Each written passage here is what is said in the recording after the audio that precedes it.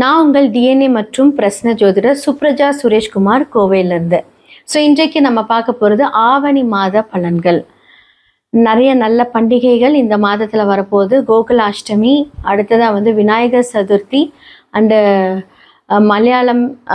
மலையாளிஸ் ரொம்ப சிறப்பாக கொண்டாடப்படுகிற ஓணம் பண்டிகை. இது எல்லாமே ரொம்ப ரொம்ப ஒரு சிறப்பான விஷயங்கள் இந்த மாதத்தில் நடக்க போகுது. அடுத்ததான் இந்த உலகத்தில் நடக்கக்கூடிய சில மாற்றங்களை பற்றி நம்ம பார்ப்போம். பொதுவாக என்ன மாதிரியான காம்பினேஷன் இருக்குது அப்படிங்கிறதையும் நம்ம பார்ப்போம். சூரியன், கேது, புதன் இவங்க எல்லாருமே காலபுருஷ தத்துவத்தின் 5ஆம் வீட்டில் சேர்க்கை பெறுகிறார்கள்.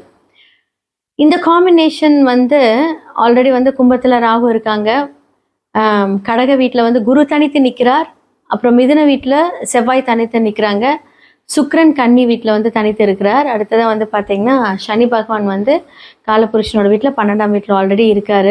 இத்தனை காம்பினேஷன்ஸ் போய்கிட்டு வந்துட்டுருக்கு. இதில் மெயினாக பார்த்தீங்க அப்படின்னா இந்த சூரியன் யாரோட இணைந்து இருக்கிறார் அப்படின்னா கேது பகவானோட இணைந்திருந்து, புதன் பகவானோட இணைந்திருந்து அழகாக சமசப்தம் பார்வை ராகு எல்லாரும் பார்க்குறாங்க.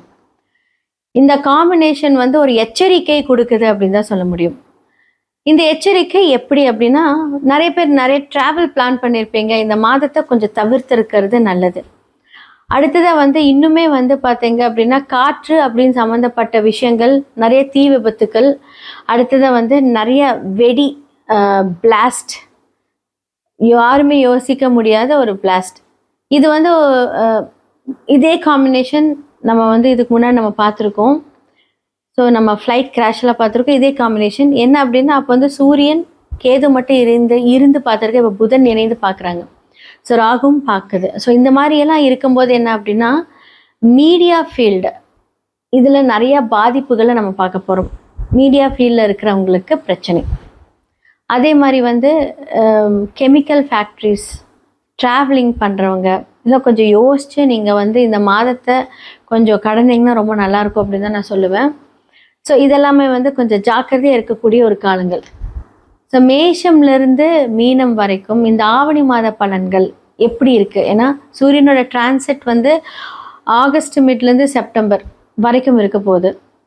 இந்த டிரான்சிட் சூரியன் இங்கே இருக்கும்போது தான் அப்படின்னா ஏன்னா சேர்ந்துருக்கிற கிரகம் அப்படி. இவங்களுடைய ராசிகளுக்கு எப்படி இருக்குது அப்படிங்கிறத நம்ம பார்த்துடலாம். மிதுன ராசிக்காரர்களுக்கு இந்த ஆவணி மாத பலன்கள் எப்படி இருக்குன்னு பார்க்கலாம். அவங்களுடைய ராசியிலே செவ்வாய் அமர்ந்திருக்கிறார். அப்போது என்னாகும் அப்படின்னா, எடுத்த முடிவுகளை சடனாக மாற்றிட்டே இருப்பீங்க. மிதுன ராசிக்காரர்களுக்கு 2ஆம் இடத்துல குரு தன்னுடைய வருமானத்தை கொடுக்கக்கூடிய ஒரு இடத்துல இருக்கார். ஏன்னா 7க்குரியவர் 2. சமுதாயத்தில் சில புது புது பிஸ்னஸ், புது புது ஐடியாஸில் நீங்கள் மூவ் ஆன் பண்ணிட்டு போயிட்டே இருப்பீங்க. ஆனால் உங்களுடைய லக்னாதிபதியாக இருக்கக்கூடிய புதன் 3ஆம் இடத்துல புத ஆதித்ய யோகம் பெற்று சூரியனோடு இருக்கிறார். ரொம்ப ரொம்ப நல்ல விஷயம். கூட கேது இருக்கிறாரு. பட் பரவாயில்ல, கொஞ்சம் போராடுவீங்க. லக்னத்தில் இப்போ புதனோட வீட்டில் உங்களுடைய மிதுன வீட்டில் செவ்வாய் இருக்கும்போது என்னாகும் அப்படின்னா, எலும்பு சம்மந்தப்பட்ட பிரச்சனை, கை வலி, கால் வலி, ஷோல்டர் வலி இதெல்லாமே கண்டிப்பாக இருக்கும். ஏதாவது சிறு சிறு அடிபடுறது, வாகனத்தில் போகும்போதில் கொஞ்சம் ஜாக்கிரதையாக போங்க. மிதுன ராசிக்காரங்க ஏதாவது சின்னதாக அடிபடுறது இந்த காலகட்டத்தில் நடக்கும். அப்படி இல்லாட்டி பார்த்தீங்க அப்படின்னா டெஃபினட்டாக எலும்பு, அந்த எலும்போட மஞ்சள் சொல்லுவாங்க இல்லைங்களா, இந்த பார்ட் எல்லாமே பார்த்தீங்கன்னா இப்போ கொஞ்சம் பாதிக்க ஆரம்பிக்கும். வரவுகள் வரும், அதற்கேற்ற மருத்துவ செலவுகளும் இருக்கும். 5ஆம் இடத்துல சுக்கிரன் ஆட்சி பெறுகிறார். இப்போ சில பேர் சுக்கிரன் சார்ந்த ஒரு பிஸ்னஸை ஸ்டார்ட் பண்ணுவீங்க. லைக் எனி காஸ்மெட்டிக்ஸாக இருக்கட்டும், ஒரு பியூட்டி சலூன்ஸாக இருக்கட்டும். இந்த ஃபீல்டில் போகணுன்னு நினைக்கிறவங்க இந்த மாதத்தில் ஸ்டார்ட் பண்ணலாம் அப்படின்னா தாராளமாக உங்களுக்கு ரொம்ப ஃபேவரபுளாக இருக்குது. சூப்பராக ஸ்டார்ட் பண்ணலாம். சுப விரயங்கள் நடக்கும். காதல், திருமணம் நீங்கள் வீட்டில் சொல்லணும் அப்படின்னா செப்டம்பர் மாதம் ஒரு 3ஆம் தேதிக்கு மேலே வீட்டில் சொல்லுங்கள். இப்போ வேண்டாம், இப்போ நீச்சத்தில் இருக்குது. ஃபர்ஸ்ட் ஆஃப் 15, அதாவது நான் சொல்கிறது ஃபர்ஸ்ட் 10 days நீச்சத்தில் இருக்கார், அதுக்கப்புறம் மாறிடுவார். செப்டம்பர் ஃபர்ஸ்ட் வீக் அப்புறமா நீங்கள் வீட்டில் உங்களுடைய காதல் விஷயத்த சொன்னீங்க அப்படின்னா 100% அது ஒர்க் அவுட் ஆகும். புதுசாக ஒரு பிஸ்னஸ் பண்ணுறீங்க அப்படின்னா கர்ம சனியாக இருக்கார். உங்களுக்கு இப்போ தொழிலில் யார் ப்ளஸ்ஸு, என்ன மைனஸ்ஸு, எப்படி இருக்கணும், எப்படி செலவு பண்ணணும், நிறைய பாடங்களை சனி பகவான் கர்ம சனியாக இருந்து இவ்வளோ நாள் சொல்லி கொடுத்துருக்காரு. இப்போ என்ன, அழகா வந்து அவர் வக்ரமாய் வந்து பார்த்தீங்க அப்படின்னா உங்களுக்கு வக்ரமான ஒரு கர்ம சனி 10ஆம் இடத்துல. அப்போ என்ன ஆகும் அப்படின்னா நீங்கள் நிறைய ரியலைஸ் பண்ணியிருப்பீங்க. குடுக்கல் வாங்கல் விஷயத்தில் யார் பெஸ்ட்டு, யார் நமக்கு நல்லது செஞ்சுருக்காங்க, நம்ம கூடயே இருக்கிறவங்க யார் நமக்கு வந்து ஃபேவரபுளாக இருக்காங்க, யார் அன்ஃபேவரபுளாக இருந்து நம்மளை தவறாக வழிகாட்டியிருக்காங்க, இது எல்லாமே வந்து பார்த்தீங்க அப்படின்னா இந்த காலகட்டத்தில் தெரிஞ்சிருப்பீங்க. இதுக்கப்புறம் அடுத்த ஸ்டெப் நீங்கள் மூவ் பண்ணும்போது ஆல்ரெடி நீங்கள் ரொம்ப ஒரு புத்தியில் ரொம்ப ஒரு சூப்பரான ஒரு விஷயந்தான். எல்லாமே கரெக்டாக யோசிப்பீங்க. அது பேச்சு திறமையில் ரொம்ப ஓவராக இருக்கும், கரெக்டாக இருக்கும். ஸோ உங்களுக்கு ஏறக்குரியர் 2ஆம் இடத்துல இருக்கிறார். ஸோ 10க்குரியவர் என்ன ஆகுது, உங்களுக்கு 2ஆம் வீட்டில் இருக்காரு. ஸோ புது பிஸ்னஸ் ஸ்டார்ட் பண்ணுறதுக்கு உண்டான எல்லாமே நீங்கள் வந்து ஒரு 2-3 மாதத்துக்கு முன்னாடி வந்து பிளானிங் ஸ்டார்ட் ஆகிருக்கும். ஸோ சூப்பராக போகுதுங்க, ரொம்ப நல்லா இருக்க போகுது. ஸோ மாணவர்களாக இருக்கட்டும், அவங்களுக்கு வந்து படிப்பில் ஒரு நல்ல முன்னேற்றங்களை நீங்கள் கண்டிப்பாக பார்க்கலாம். ரொம்ப ரொம்ப நல்ல ஒரு சூப்பரான ஒரு விஷயம் வரப்போகுது. ஸோ லவ் மேரேஜஸ் நிறைய வீட்டில் அக்செப்ட் பண்ண போகிறாங்க. ஸோ இந்த காலகட்டம் உங்களுக்கு ரொம்ப ரொம்ப ஃபேவராக இருக்குன்னு தான் சொல்ல முடியும். ஸோ 5ல் சுக்கிரன் அதோட ஆட்சி பெற்ற வீட்டில் இருக்கும்போது மனதுக்கு பிடித்த எல்லா விஷயங்களும் நடக்கும். அதற்கான ஒரு சுப விரயங்கள் நடக்கும். ஸோ எல்லாமே யோசிச்சு பண்ணுங்கள். சூப்பராக இருக்க போகுது, ரொம்ப ரொம்ப நல்லா இருக்க போகுது. ஸோ செவ்வாய் மட்டும்தான் கொஞ்சம் ட்ரபிளாக இருக்கார் உங்களுக்கு. ஏன்னா 6க்குரியவர் லக்னத்தில். ஸோ ஏதாவது ஒரு நோயோ இல்லை வந்து ஒரு உடல் சோர்வையோ, நம்ம மைண்ட் ரொம்ப ஸ்பீடாக வேலை செஞ்சாலும் செவ்வாய் என்ன பண்ணுவார் அப்படின்னா அந்த உடம்ப சோர்வை கொடுத்துக்கிட்டே இருப்பார். ஏன்னா 6க்குரியவர் இல்லையா. ஸோ 6க்குரியவர் வந்து லக்னத்தில் இருந்தால் என்ன ஆகும், அதுவும் செவ்வாய் எலும்பு சம்மந்தப்பட்ட விஷயங்கள். ஏன்னா சூரியனோட கூட வந்து பார்த்தீங்க அப்படின்னா கேது இருக்காரு. ஸோ இது எல்லாமே உங்களுக்கு வந்து இந்த காலகட்டத்தில் 100% நடக்கும், நல்லா இருக்கும். திடீர்னு பார்த்தீங்கன்னா ஏதாவது சின்னதாக ஒழுங்காக போயிட்டு இருப்பீங்க, இங்கேருந்து வருவாங்க தெரியாது, வாகனத்தில் ஒரு சின்ன அடி, கவலவே படாதீங்க. ஸோ ரொம்ப பெரிய ஆபத்துக்கள் அதெல்லாம் எதுவும் இருக்க போகாது, சின்ன சின்ன இந்த மாதிரியான விஷயங்கள். ஸோ இதெல்லாமே தெரிஞ்சு நம்ம அலர்ட்டாக அதை வந்து நம்ம கொஞ்சம் போகும்போது வரும்போது படியில் இறங்கும்போது ஸோ எலும்பில் எப்படி இருந்தாலும் வந்து ஒரு சின்ன ரத்தமோ கத்திப்படுற ஒரு சம்பவமோ நடக்கும். நம்ம வெங்காயம் நறுக்கும்போது கூட கத்திப்படலாம். ஸோ கரண்ட்லலாம் வந்து பார்த்திங்கன்னா கொஞ்சம் ஜாக்கிரதையாக இருங்க.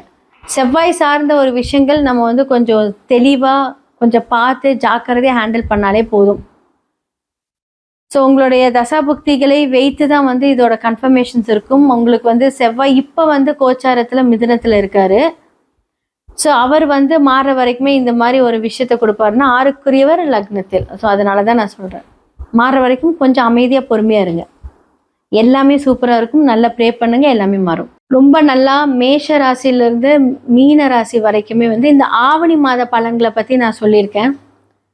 யார் யாரெல்லாம் வந்து நீங்கள் உங்களோட ஃபேமிலி டேக் கேர் பண்ணிக்கணும், எப்படி பிஸ்னஸ் உங்களோட கரியர் அமைச்சுக்கணும், வேலைகளாக இருக்கட்டும் இல்லை தொழிலாக இருக்கட்டும், என்ன மாதிரியான முன்னேற்பாடுகளில் யாரெல்லாம் இருக்கணும், இந்த மாதத்தில் யாருக்கெல்லாம் ஃபேவர் அன்ஃபேவர் எல்லாமே நம்ம பேசியாச்சு. இது எல்லாமே பொது பலன்கள். இப்போ வந்து நான் சொன்ன வீடியோ ஸ்டார்டிங்கில் சொன்ன நிறைய பிரளயங்கள் நடக்கும் அப்படின்னு நான் சொன்னேன். அரசியலில் நிறைய மாற்றங்களும் நடக்கும் இந்த காலகட்டத்தில். அப்போது அரசு தொடர்பு அரசியல் சார்ந்தவர்களுக்கெல்லாம் இந்த மாதத்தில் பிரச்சனைன்னு கேட்டால் கம்ப்ளீட்டாக பிரச்சனை. அதான் நான் சொன்னேன், யாருக்கெல்லாம் நல்லது நடக்கும்னு நினச்சிங்களோ அவங்களுக்குலாம் வந்து பார்த்திங்கன்னா ஆப்போசிட்டாக நடக்கும். யாரெல்லாம் இதை நமக்கு நடக்கவே நடக்காதுன்னு நினைக்கிறோம் அவங்களுக்கு வந்து அப்படியே ப்ளூமாக இருக்கும். அப்போ சூரியனுக்கு இது ரொம்ப ஒரு ஃபேவரான டைம்னு கேட்டால் கண்டிப்பாக கிடையாது. ஸோ அப்போ சூரியன் சார்ந்த ஒரு விஷயங்கள் எல்லாத்துக்குமே வந்து கொஞ்சம் ட்ரபுள். ஆனால் பிரச்சனை வந்து பார்த்திங்கன்னா இப்போ கொஞ்சம் வக்கரகதி ஆயிருக்கனால வந்து அது கொஞ்சம் ப்ராப்ளம் இல்லை. ஆனால் இது என்ன ஆகும் அப்படின்னா பதுங்கி பாயறதுக்கு ரெடியாக இருக்கும்னு அர்த்தம். பிரச்சனைகளை சொல்கிறேன், நீங்கள் இல்லை. அப்போ சூரியன் சார்ந்த ஒரு தடைகள் தாமதத்தில் இருக்கும்போது என்ன ஆகும் அப்படின்னா அவங்க கண்டிப்பாக அந்த சூரிய பகவானுக்கு உண்டான அந்த பரிகாரத்தை பண்ணணும். அது உங்களோட ஜாதகத்தில் ரிஃப்ளெக்ட் ஆயிருக்காங்கிறது பொது பலன்களை பார்க்க முடியாது, சுய ஜாதகத்தில் மட்டுமே பார்க்க முடியும். என்ன மாதிரியான பரிகாரங்கள் பண்ணால் நிறைய பேர் எங்கிட்ட வந்து சொல்லுவாங்க, மேம் நான் எல்லா கோயிலுக்கும் போயிட்டு நானே சில கோயில்களெல்லாம் சொன்னேன், இதெல்லாம் போயிடுச்சான்னு எனக்கு எதுவும் நடக்கலை. அப்போ 9 அப்படின்னு சொல்லக்கூடிய கோவில் அப்படின்னு சொல்லக்கூடிய ஒரு கிரகங்கள் ஏதாவது ஒரு பிரச்சனையிலையோ இல்லை வக்கரமாக இருக்கோ அப்படின்னா நீங்கள் கோயிலுக்கே போனாலுமே என்னாகும் அப்படின்னா அது பலன்கள் நடக்காது. அப்புறம் எப்படி நீங்கள் கோயில் பலன்கள் சொல்கிறீங்க அப்படின்னா நீங்கள் மனதார வேண்டிட்டு வரீங்க தெரியுமா, அப்போ அந்த இம்பேக்ட் கம்மியாகும். அப்போ நம்ம செய்யக்கூடிய இந்த புண்ணிய கர்மாக்கள் மூலியமாக என்னாகும் அப்படின்னா நாம் செய்யக்கூடிய செயல்பாடுகளோட திறன்கள் மாறும். இதன் மூலியமாக தான் அந்த பரிகாரங்கள் ஆக்டிவேட் ஆகும். அது எப்போ ஆகும், நீங்கள் ஒரு போன வருஷம் போய் பரிகாரம் பண்ணிட்டு வரீங்க. ஃபார் எக்ஸாம்பிள் இது உங்களுக்கு திருமணம் நடக்கல, லாஸ்ட் இயர் வந்து எல்லா பரிகாரமும் பண்ணியாச்சு, ஆனால் ஸ்டில் எனக்கு வந்து மாப்பிள்ளை கிடைக்கல, திருமணம் நடக்கல, தொழில் அமையல, இல்லை தொழிலில் நஷ்டம் வருது, எல்லாம் பண்ணியாச்சு, ஏன் நடக்கல அப்படின்னா இதை எப்படி நம்ம ஆக்டிவேட் பண்ணுறோம்? நீங்கள் செய்த அந்த ஒரு வேண்டுதல் கரெக்டாக அந்த ஒரு தசாபுக்தி மாறும்போது புண்ணிய கணக்காக வரும். அப்போ எதிர்பார்க்காத நேரங்களில் நமக்கு அதிர்ஷ்டம் வரும். ஸோ அதை பற்றி நீங்கள் ஃபுல்லாக வந்து உங்களோட சுய ஜாதகத்தை அனலைஸ் பண்ணணும். ஒரு விஷயத்தை நீங்கள் கிரகப்படி பார்க்குறீங்களா, டிஎன்ஏ படி பார்க்குறீங்களா, இல்லை உங்களோட ஓன் ஸ்டைலை நீங்கள் பார்க்குறீங்களா, இது என்ன பரிகாரமோ அதற்கான அந்த கர்மா விளைவுகள் எல்லாமே சூப்பராக இருக்கும். சுய ஜாதகத்தை பாருங்கள். ஸோ ஸ்டோன்ஸ் மூலிமா ஆக்டிவேட் பண்ணலாம். அண்டு வாஸ்து பிரச்சனைகள் எதுவாக இருந்தாலும் நீங்கள் அழைக்கலாம். எல்லாத்துக்குமே சொல்யூஷன், தி பெஸ்ட் சொல்யூஷன் இருக்குது. கண்டிப்பாக இதே மாதிரியான ஒரு விஷயங்கள் அடுத்தடுத்த இதில் உங்களை நான் வந்து சந்திக்கிறேன். வணக்கம்.